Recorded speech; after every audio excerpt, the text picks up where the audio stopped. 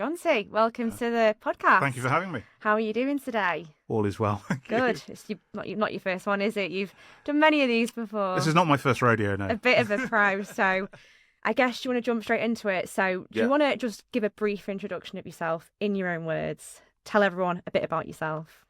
Yeah, so Jonty Warneken. I was born in Harrogate. I'm 53 years old now. I don't think so in my own brain. Spent 10 years at school up in Nidderdale.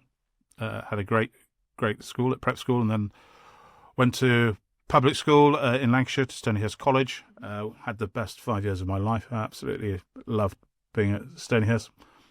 My mates from Stonyhurst are still some of my best pals, which is great. And then all I ever really wanted to do was two things. From about the age of 7 was to be in the military, preferably flying, and to play rugby for my country. Mm-hmm. And so that's really all that I ever focused on from probably about this age of 8 or 9, I would think. And by the time I left Stonyhurst, I got my pilot's license. I was black belt in jiu-jitsu. I was playing rugby at quite a high level. And so, life was going well. And then I wanted 3 years just to go and have some fun, because I spent 15 years in all boys education pretty much. So I went to university to Hull. I was playing rugby at Harrogate and captaining the under-21s there, having a great time. And then as soon as my university finished, I did psychology with sociology and social anthropology. I know. Very wordy. A lot of ologies, yeah. For those of a certain age group, an ology, the old BT adverts with Moore and Lippman, it's having an ology. I had a lot of ologies, or I have a lot of ologies. And then I went to Sandhurst, and then things started going a little bit wrong. My knees started catching up on me, and I got medically discharged in July 1994. And then coming home from an interview in November 94, I crashed my beloved MGB Roadster into an oak tree at 50 odd miles an hour, where I then proceeded to spend the next 6 months in hospital, about 4 months in Harrogate and then 2 in St James's. And I came out minus my left leg. My right leg was badly broken. I nearly lost my right leg as well, but the ankle's arthritic and pinned and pretty damaged, and I won't tell you what the surgeon said to me recently. Had my head rebuilt, so I've got titanium up in my forehead and a piece of my ear in my nose and all of that, and various other bits of me stitched back together. Well, it's done a good job. Well, I sort of looked like this before. But yeah, so I have. Yeah, it wasn't a long 6 months, but basically that was it. I couldn't do anything. Everything I wanted to do finished on the day I crashed my car. So back in those days, you couldn't fly with bits of you missing. I think you can now. I think they're a bit more open to that. And obviously rugby was a no-no. And then a lot of my pals went on to play national, international, and that sort of thing. So I was there as me at 22, 23 years old. No job, no career, and didn't know what to do. And you fell into the world of financial services. I fell into the world. Was it by accident, or? Well, I was coming back. Actually, when I crashed the car, I was coming back from a job interview at the Prudential in Harrogate, and they very kindly kept the job open for me. So I had my leg off in the end of May, and I started working for them in December, because I just needed, I just wanted to get back to working and start on whatever this new journey, this new road that life was taking me on. And so I started working for them. They were very kindly kept the job open, which was, very sweet of them. And, sometimes you think that big companies don't have that human touch, but, those companies that do, and, they did it. And, that led me to doing that, and did my exams. And then I ended up at Deloitte. I think I got rung up for a job at Deloitte. Deloitte and Touche back then, wasn't it? Back in the days, Deloitte and Touche on East Parade, just around the corner. Yeah. That was good fun. And that was really good. That took me into a different level of advice and clients and things like that. But I still say to this day that the training, and I was actually at a do yesterday with some financial planners and accountants. I still say to this day, the insurance training back in those days from the big insurers like the Pru was second to none when it comes to dealing with clients, selling and all of that. It was second to none. And we would go down to this big sort of hotel type place at Newport Pagnell next to what was the Aston Martin factory, and they taught you, and I know the industry had a better reputation about being more salesmen than advisors, but I still think to this day they're training about how to deal with people, how to sell, how to talk to anyone from whatever part of society. I still think was second to none, and I think I think the newer generations into the industry they're missing out from not having that sort of structured training. Mm-hmm, It mm-hmm. was really good.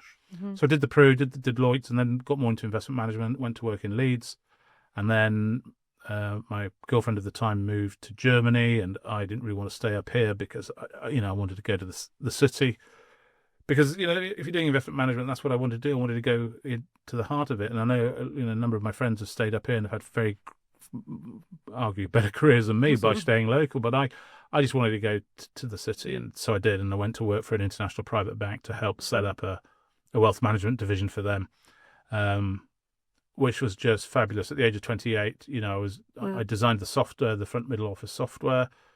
I think I pretty much wrote the first draft of how we're going to run money, and helped draft up the application to the regulator at the time. And at 28, you don't get those sort of opportunities in an international bank. So that was really good, and I worked there and ended up running the internet bank and the deposit base in the UK, and sitting on the asset and liabilities committee. And I used to report to the head of super yacht finance, so I used to get dragged off to Yorkshire every year, which was awful. So awful. That was just a dreadful job, and it was great, and we had a really good time. Actually, it was a good time. It was the tail end of when the city was still quite good fun, and we could do quite a lot, and expenses weren't as under the microscope as they maybe are now. And I worked with some really great people who I'm still in touch with. But it gave me the access to some of the great and the good, and when you meet really good advisors, who really are at the top of the game in the country and internationally, you understand, the difference, and it actually sort of reinforced the reason of why I went south. It was to be exposed to that. The City of London has that cachet, whether you believe it or not. It does have it. It is one of the world's financial centres, and I've never regretted it. And I met my wife, which was also very good. And then the bank got sold to the Qataris, and a lot of us left, and I set up a business doing high-risk structured products with two guys who I knew.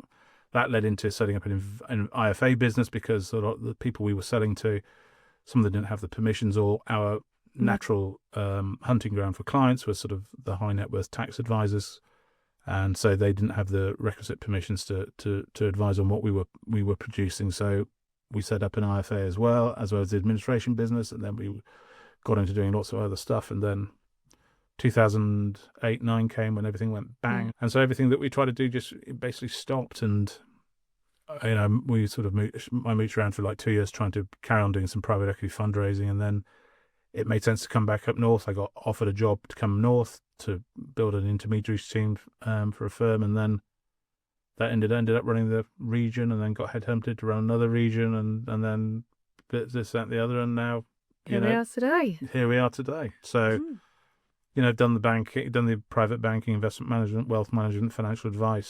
So, I think I've covered all bases, really. And such a successful career, like you say, considering, what happened to you and the accident that happened. I mean, some people might not have taken it in the way you did, but you've almost turned it into something. I mean, talk me through what happened. So like you say, in 1994, everything changed. There was this awful accident. How did you start to rebuild after that, like mentally and physically? So how did I do? Well, I was lying in my hospital bed, and the decision to have my leg amputated took 10 seconds. It was a 10-second decision. Was there an option with that? Yeah, I had two options. The surgeon came in. I had all these tests, and once they'd moved me from Harrogate to St James's, I knew, I'm not stupid. I know, I was a tight head prop, so we're not renowned for our intellect. But I knew, I knew that, my right leg had pretty much healed, and I knew the left leg was a problem. And I'm not going to describe what was going on in it, because I don't want to put the listeners off their meals or their cups of tea. But it was pretty awful. Yeah. And so I knew that this wasn't going. This was going either way. I was going to keep it or I wasn't. And I had all these tests done in St James's, and the surgeon came in and he said, right, I'll give you this is your choice, 5 operations over 3 years. We're going to break your leg at the top. We're going to cut out all the dead bone. We're going to swing in an external fixator, which you'll open every day, and you'll have that on. And then we've got to swing in some muscle from your back, veins and nerves from your legs and stuff. And that's going to take, as I said, 5 operations over 3 years, and I'll give you a 30% chance of feeling your foot. Or you can cut it off. And I looked at him and said, cut it off. And then he gave me that fantastic salesman alternative clothes. He said, do you want it done tomorrow or Monday? And I went, make it Monday, just give me time to get used to it. So he said, okay, Monday we do it. And I went home at the weekend. I don't know if I stayed the night, but we had a wake on the Sunday for my leg that I was having off on the Monday. And then I had it off Monday. And I was in the pub Friday night. And 22 years old. 22 years old. Like, you know, you're fresh out of uni after a year. Yeah, just left the army. How did you, I mean, we can get onto the army in a bit as well, but how did you cope with that? It never occurred to me not to. You don't have a choice, do you? You don't have a choice. You know, life deals you cards, and there's no point in me playing your cards. There's no point in playing mine. There's no point in looking over to my mates who are some of them. You know, I was lying in hospital bed, and when we did my head rebuild, I asked the surgeon. I said, "What's going to happen?" And he said, "Well, look, one of your eyes is probably going to be shut because we're going to cut you ear to ear, and then pull your face down, and then rebuild, and then put it up and staple it." I was like, "Okay, fine." I said, "But my pal's playing for Cambridge on Tuesday in the varsity match. I've got another mate from school who's running out for England on Saturday. I'd quite like to watch them." And he said, "Well, I'll tell you what, we'll do it Wednesday. So you can watch the match on Tuesday. We'll do it Wednesday. So if your eyes are one of your eyes is shut Thursday, hopefully it'll be open by Saturday." So that's what we did. So it's a very, you know, I'm a very matter-of-fact individual. I say it is what it is quite a lot. You know, it is what it is. Life is what it is. And you either get on with it and you either address what's in front of you. There's no point in trying to pussyfoot around these things. It's like, you know, okay, this is not what I had planned for my life to be, but these are the cards that have been dealt, and I'm going to make damnedest to make the best of what's been dealt, and that's what I did. And you know, as I said, the decision to take my leg off took me literally 10 seconds, and it was a decision of the head and not of the heart. It was the right decision. Yeah. The surgeon said to me before I went into the operating, he said, "Are you still sure about this?" I went, yeah, it's the right decision. And previously he said, "Is there anything I can do for you?" And I said, "Yeah, can you just save me 2 bits of my little toe bones because I want to make a pair of cufflinks?" And orthopedic surgeons are quite cool guys and girls. And they go, "Yeah." He went, "Yeah, sure." And then afterwards he said, "I couldn't do it. Your leg was so rotten. I couldn't rebuild it anyway." So it was the right decision. Yeah. So I didn't have... There was none of that, "Oh, have I made the right or the wrong decision?" Because the surgeon confirmed that I couldn't even save you bits of bone. I had to condemn your leg as a hazardous waste. So when you know you've made a right decision, albeit it's a very uncomfortable and it puts you into a place or a situation you've never even envisaged, you know, life is, you know, you still have a rock solid foundation on which to then move forward. And that's all you need, really, is having that, okay, I'm now moving forward. And, you know, that's what I did. And Dad said to me, it's easier to get a job when you're in a job. So just get a job. And I was like, okay. And I took that on board. And I still tell the youth today, you know, and then there's huge issues with youth unemployment. It's like, just get a job. Yeah. You know, I'm sure, you know, with what we do, you see CVs, I see CVs. As long as someone's actually just working, I'll take that over somebody who's sitting around waiting to try and it's just like, get a job. So I got a job, and the Prue, as I said, very kindly kept the role open for me. And I went back there. And so I guess prior to this, like you say, you're in the army. Talk to me about that. I guess your journey going into that.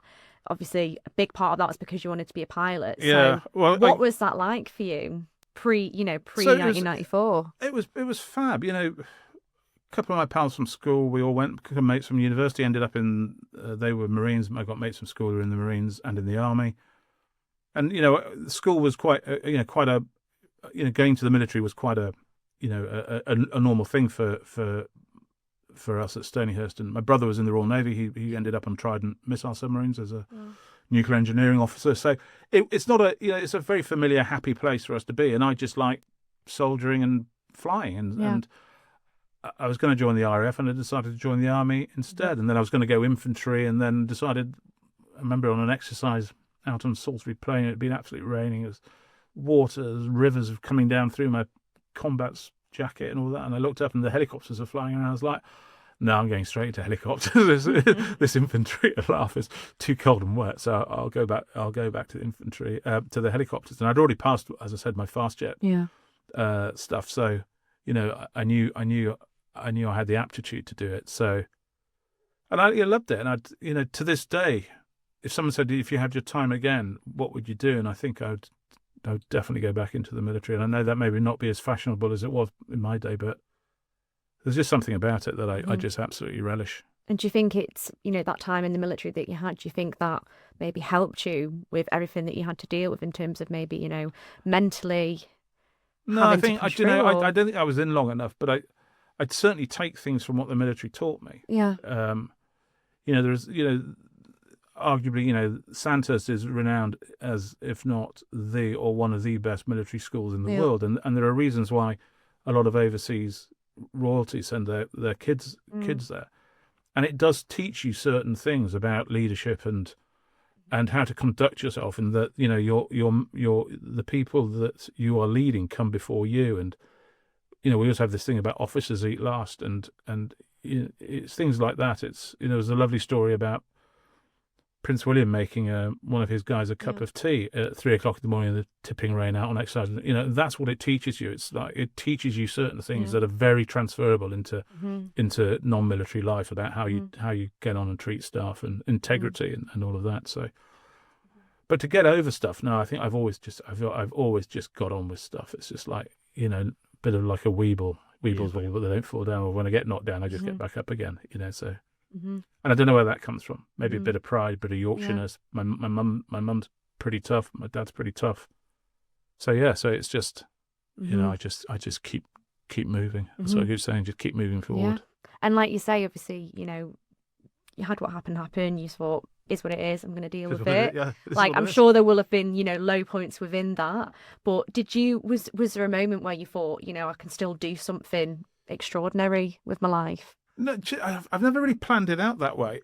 I knew when I was lying in bed, I knew, you know, when I woke up from the operation, I looked down at the bed and I could see that under the hospital blankets that the impression of my right leg went all the way to the bottom and the impression of my left stopped halfway. And I thought, that's final. You know, that decision is final. There's no regressing on this. So tough to deal with. I spent 6 months. I just want to get out of hospital. Yeah. You know, want to be with your mates. I want to be with my pals. Early And 20s. they came up to see me from London. Some of them working up here.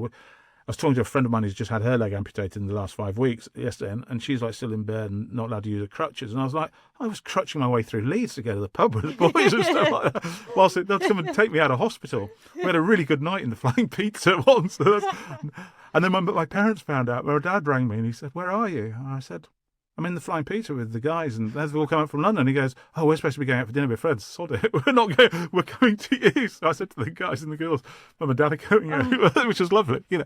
And it's great, you know. You had that normality, and it is very much everyone. My mates have always, my family have always treated me the same. Yeah. You know, there's been none of this wrap Jonty out in cotton wool because you know, he's had a bit of a tough few months.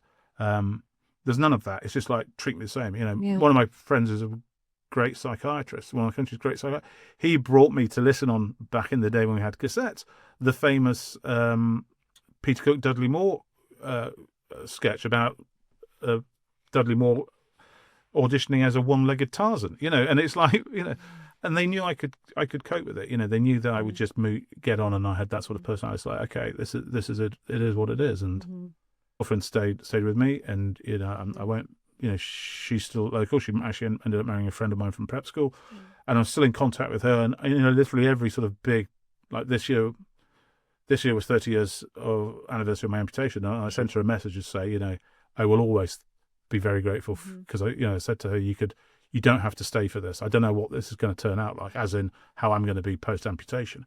And she didn't. She stayed. You know, huge amounts of integrity and character, and I will always be very, very glad. And you know, people treating you the same is all that I needed. It's like nothing's really changed. I just can't play rugby anymore, and it looks like flying's out for a career as well. And like you say, you know, you had these dreams of playing rugby, flying, and then, you know, fast forward a few years, you've completed some very amazing challenges and brutal endurance swims, which I'm very interested to hear about. So how did you get into all that? Okay, so I should stop saying so. Well, it's a dreadful way to start an answer, and she's Better right. Like She hates that as well. To cut a very long story short, I always struggled with my weight post amputation because I just couldn't be bothered to train because I'd lost my rugby, and rugby was the one issue that I had post. I didn't get PTSD or anything like that, and I've never got depression. But rugby was the one thing that it took me a couple of years to go back and watch the local team and all that, because I just found it so frustrating and so sad that I hadn't been able to reach my potential when I thought I wanted to retire under my own grounds. And so I went to London and trying to do stuff in London. I just couldn't be bothered living this city lifestyle. Got married and I was just getting bigger. And my wife said to me, you can't just sit around turning into a fat slob, and so you've got to do something.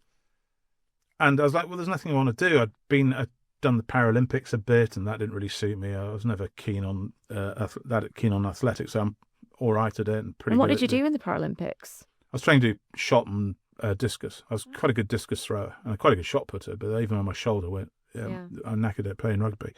But discus I was pretty good at. And, I think when I was at school, like I was like county qualifying distances. Yeah. But it just wasn't me, and there's stories about why some of us got thrown out. I blame the cast of Riverdance and staying up drinking with them till 4 in the morning. But that's another story. Having a bit too much fun. Oh, a lot of fun. And so, but there was nothing that really, rugby was my thing. And then my wife said, "We can't do this. You've got to do something." And I never tried skiing. She took me skiing to Milton Keynes, the British Disabled Ski Club, whatever. The last Sunday of every month, they did a cheap skis for disabled people to come and try skiing. And I went, and literally within 10 feet of starting to slide down, I knew that I'd found my new passion. And so on our honeymoon, we went, which is 20 years this year, we went to Winter Park in Colorado because she researched what's the best disabled ski school in the world, and arguably the National Sports Centre for the Disabled in Winter Park, Colorado is. Went there, cut a long story short, I was skiing runs that she thought I might be able to get down after 3 weeks. I was skiing those within literally 4 days. And by about the 4th week, so by the time we came back the next year, I was skiing black runs. And now I could ski double black diamond mogul fields and couloirs and stuff like that, which I never thought. It's taken me a long, long time to get good at this.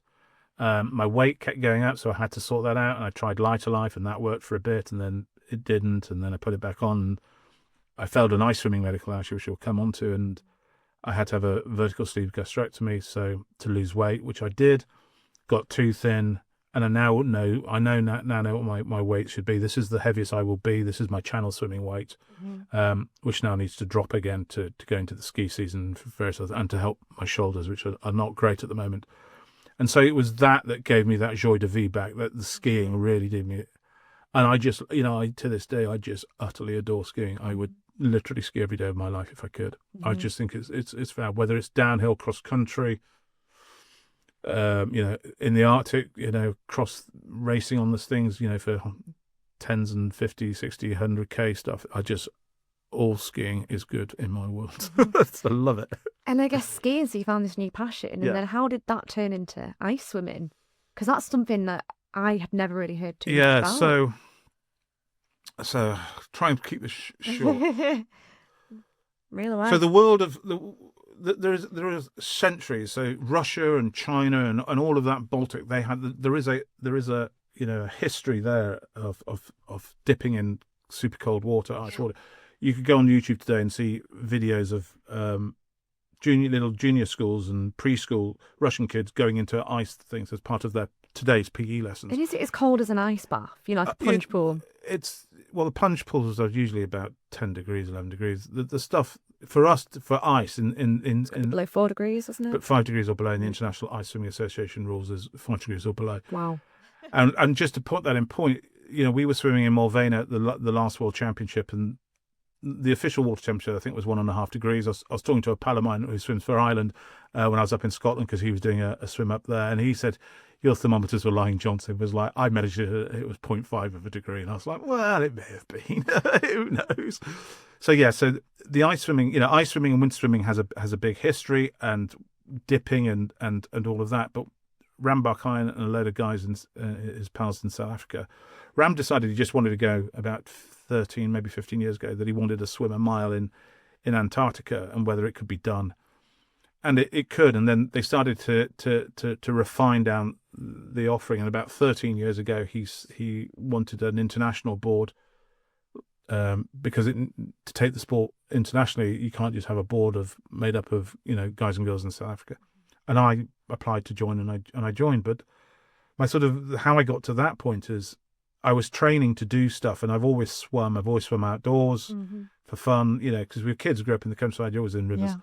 My brother got depression and decided he wanted to swim the 2 mile at the Great North, and my wife said, you should swim it with him. I was like, okay, I'll go and do it with him. So I was speaking to him. Then we met in the pub and just got a bit drunk and decided to swim the Dart 10K. So a 10K swim from Totnes down to Dittersham, and then go out in Dartmouth, where he was a naval cadet, because the Britannic Royal Naval College is down there. So I said, well, we'll go and do the 10K, and then let's go out on the beer in your old haunts. And then we did that, and then we also decided we'll do a warm-up one in London. And so it got me back into sort of open water swimming and more official open water swimming rather than dipping. And then when we moved back north, I carried on, and I wanted a coach to coach me. And I was still in my wetsuit, and she said, you could do this winter swimming, Lark, and ice swimming. And that was about 10, 11 years ago. And the ice mile was started to bubble up amongst open water swimmers about swimming this 1 mile in 5 degrees or below in just a standard swimming costume, one hat, goggles, and earplugs should you wish. And we realised no disabled person in the world had ever done it. And I was like, right, I want to be the world's first, because there's not an opportunity you get too frequently to be a world's first, and it just appeals to me. So we trained in secret. We talked to Ram, the chairman, about this, and it was like, okay, and then I came in and I did it, and that then opens up this sort of the world, this door that you walk through. And I when I give talks about getting over adversity, I talk about life can be a little bit about like the scare floor in Monsters Inc., where they've got all the doors there and they're going into the bedrooms to scare. Well, if those are my doors of opportunity, when I lost my leg, a lot of those doors just get taken away, but a whole new set appeared. And you just need that courage to step through them. And once you get through them, you then see there are other doors. Yeah.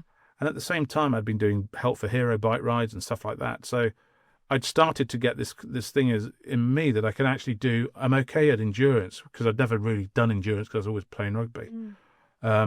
And then when you start swimming in the ice, the ice swimmers in the summertime turn into channel and distance swimmers. So then people say, in fact, my coach said to me, you're built to swim the channel. Now, we didn't envisage it would be the North Channel rather than the English, but that's how you do it. And as I said to you before, off air, you surround yourself with ordinary people who do extraordinary things, and they will see they can see in you what you can't, and they will drag you into their sphere. They say, because I can do this, you can do this. If I can do it, you can do it. You've got the capability or whatever. You just need to apply yourself, and that's how that ball starts rolling, and then you start meeting people, and then I meet people who do some extraordinary swims.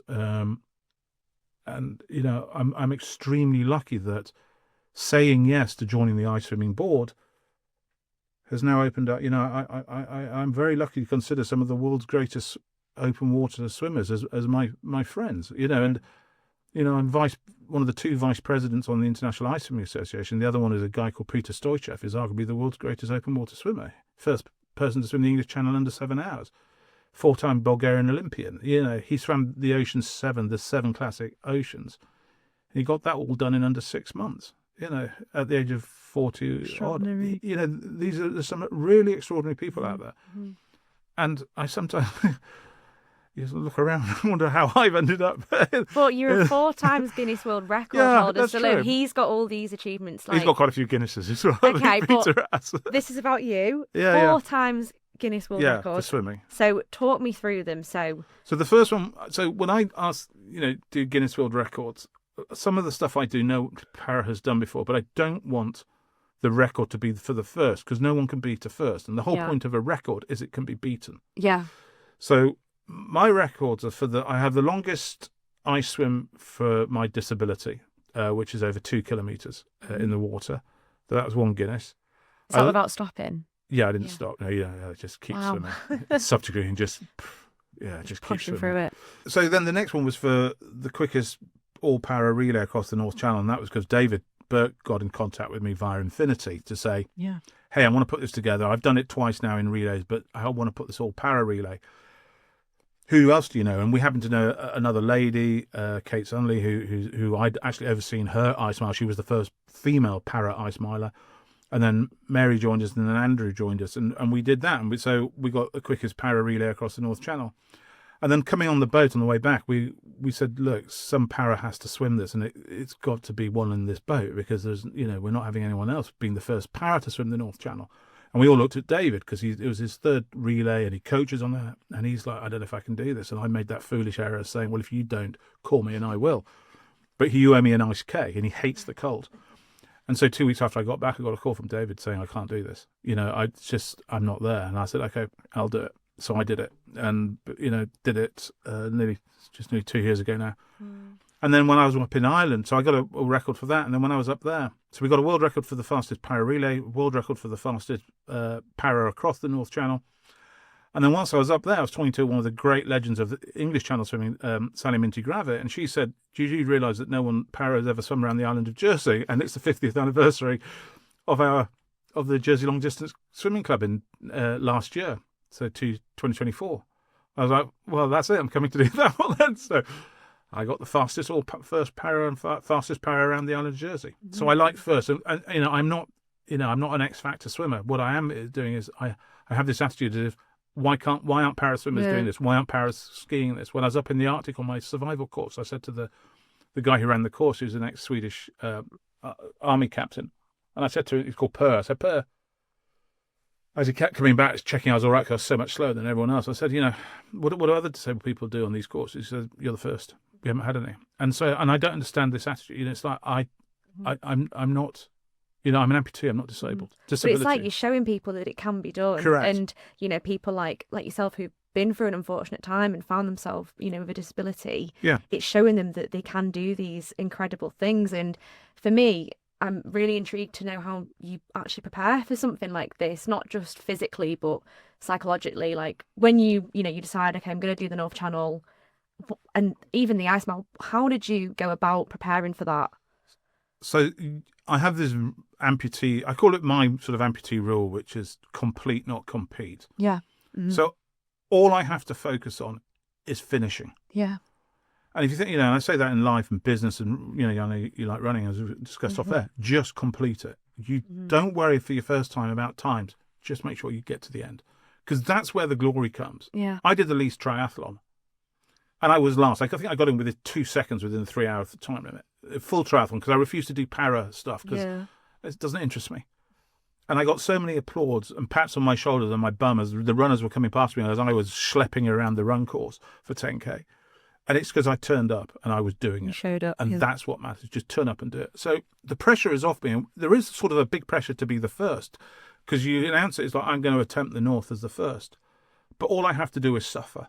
Mm-hmm. And I knew I just had to suffer. And I compartmentalize my life, and I compartmentalize my swims. It's like the first 3-4 hours, I should be okay. Interesting enough, I had a miserable time the first 4 hours. I spoke to a friend of mine afterwards, Kate, who's one of the world's greatest swimmers. And I said, I hated the first 4 hours. She said, yeah, don't worry, I do as well.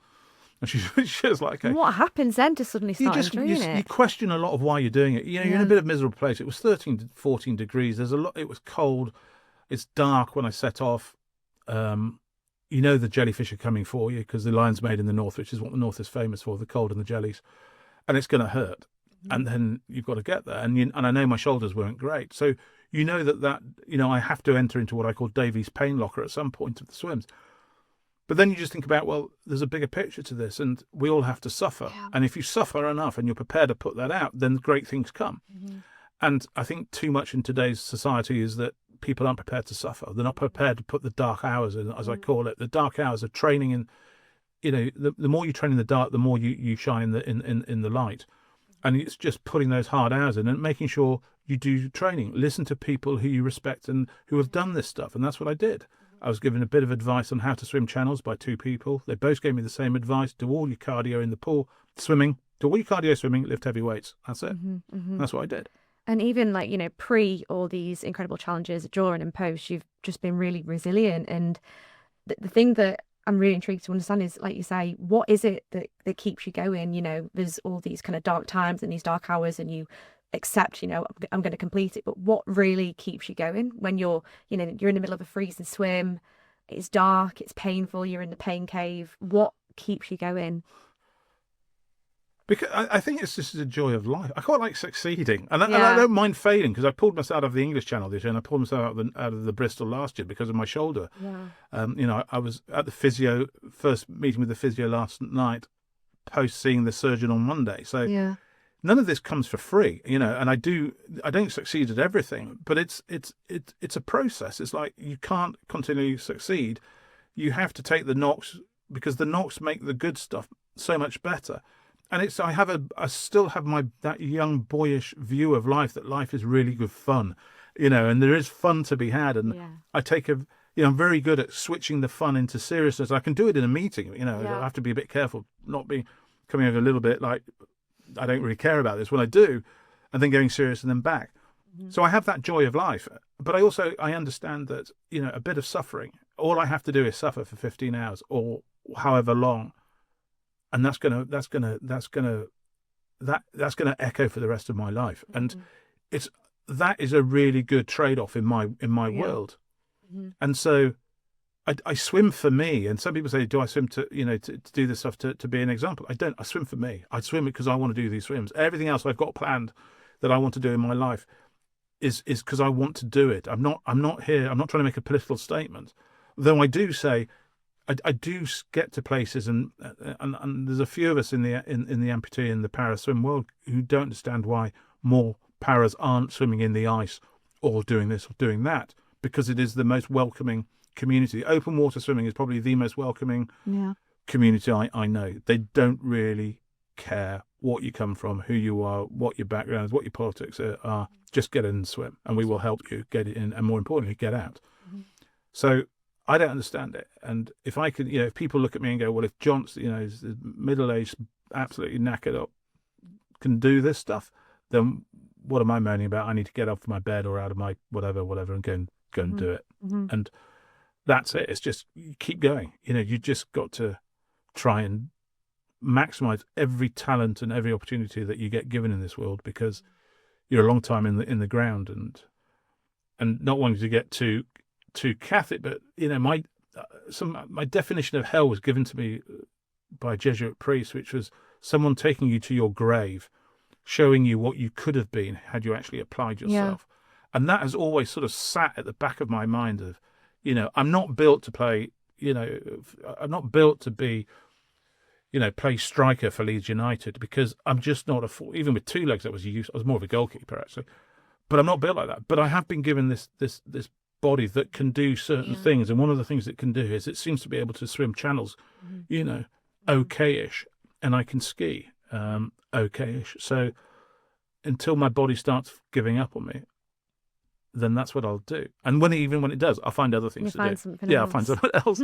And what's next? Because like you say, do you think you can top these incredible challenges? What's next? Talk me through. So what I'd like to do next, and this is money dependent, because swimming, open water channel swimming is extremely expensive. An English channel swim is going to cost you $5,000 minimum.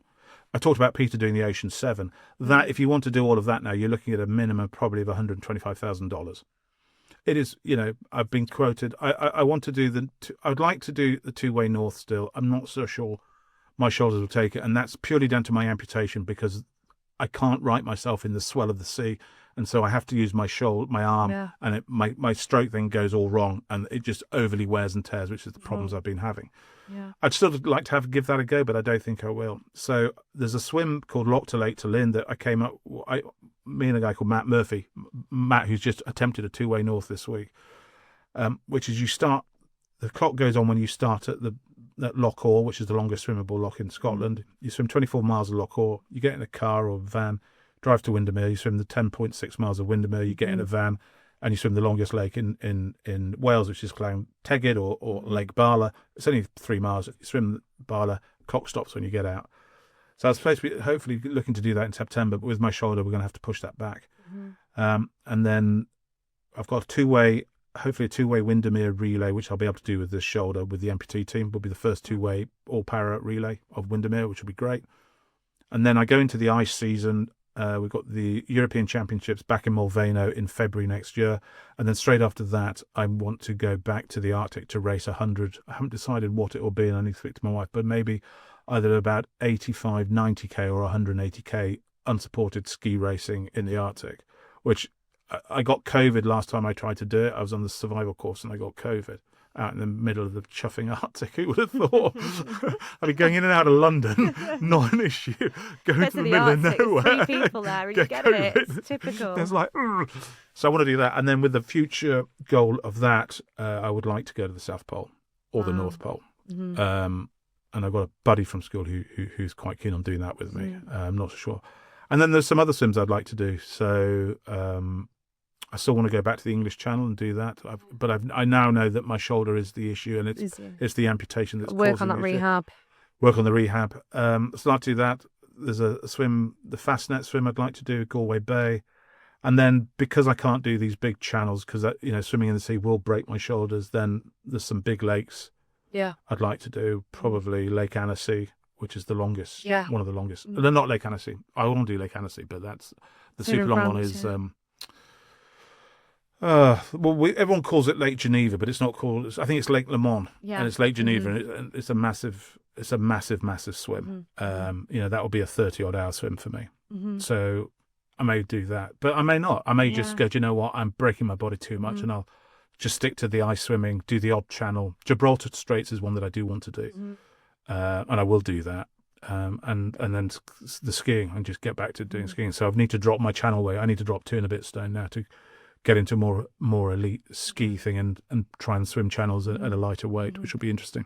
And it's almost like you do this one challenge, it opens more doors, and you keep finding these doors, and you're constantly pushing your limits, and it's incredible. And do you think that's helped you, like, in your day-to-day life, with how much you've pushed yourself physically with these endurance challenges? Yeah, I mean, it gives you something to focus on, and it gives you, I work to live, not live to work. Yeah. That doesn't mean I haven't had jobs that I've absolutely thoroughly enjoyed. And when I had my own business, it was absolutely brilliant. But the money was there to live the life outside. I think going back to the original conversation about being in the military, the military, I couldn't do that. There is outdoors and all of that stuff that you get with the military. Yeah. Well, you can't do that in Civvy Street, so you have to go and pay for that. And that's what I'm doing. So I definitely, love being outdoors and doing these challenges. And I will continue to do those, as I said, until more bits of me start falling off. But what it gives you in life, it gives you a purpose to go to work, because you got to pay for these things. I'm useless at getting sponsorship. I like to raise money for 3 Yorkshire charities, Candlelighters in Leeds, Open Country, which I'm a trustee of in Harrogate, which gets disabled people out into the countryside, and the Yorkshire Dales Rivers Trust, which I'm also a trustee of, which is obviously trying to protect the Yorkshire Dales, the main rivers and tributaries of the Yorkshire Dales. And I'm absolutely, I'm useless at raising funds, so I probably need to get better at that.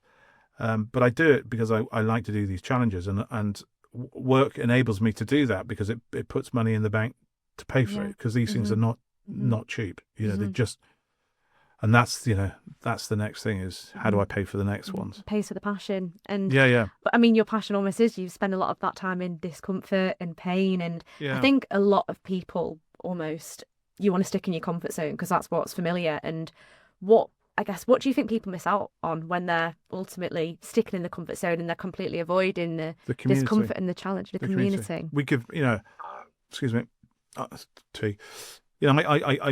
I pilot swimmers as well on boats and help guide, and I'm on the board of I'm vice president of the International Ice Swimming, so I do a lot with the para, because I run the para committee. I'm director of the World Open Water Swimming Association, and try. So it's giving back, and this is all for this comes out of my free time, and you give back. If you're prepared to give back and do the stuff and give back, you meet some really, really unbelievably fabulous people. And it's the community. The community is just brilliant. And so you get a lot. The more you put into it, the more you get out of it.